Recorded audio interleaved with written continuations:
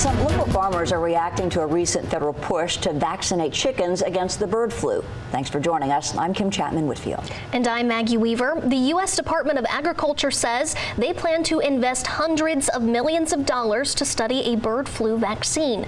Now, some in the poultry industry are against this. They say vaccines could cause mutations in birds and potentially contaminate the chicken supply for humans. However, one local expert we spoke with says mutations are not a large concern, and chickens are already vaccinated against other diseases if they come from large companies. I spoke with some local farmers to learn more. I know these people need it, so and they can't help what's happened to them. So I do try to do something. Sandra Sorrell hatches her own egg-laying chicks on her farm in Georgia.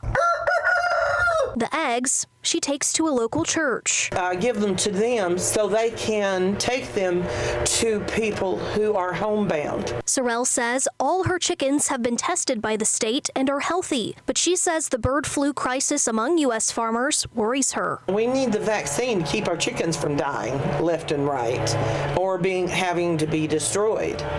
And obviously the outcome is the shortage of both meat and eggs for people.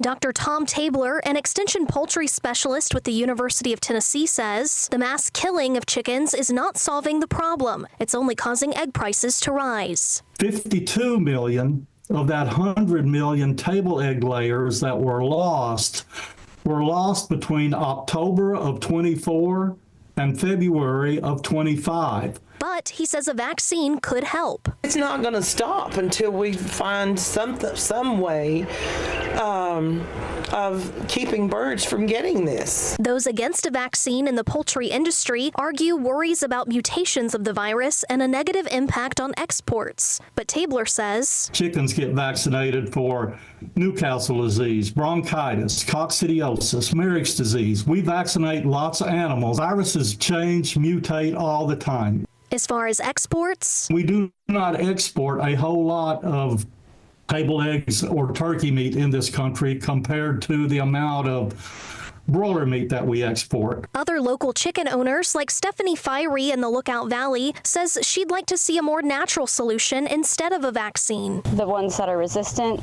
building stronger and helping the flocks evolve could be a key part of developing the resistance against the bird flu. While Sorrell says she does not currently vaccinate her chicks, she says she would consider using a vaccine that's been tested to protect her flock and continue helping people in need. That would be great to have the security to know that they would not be able to get that disease.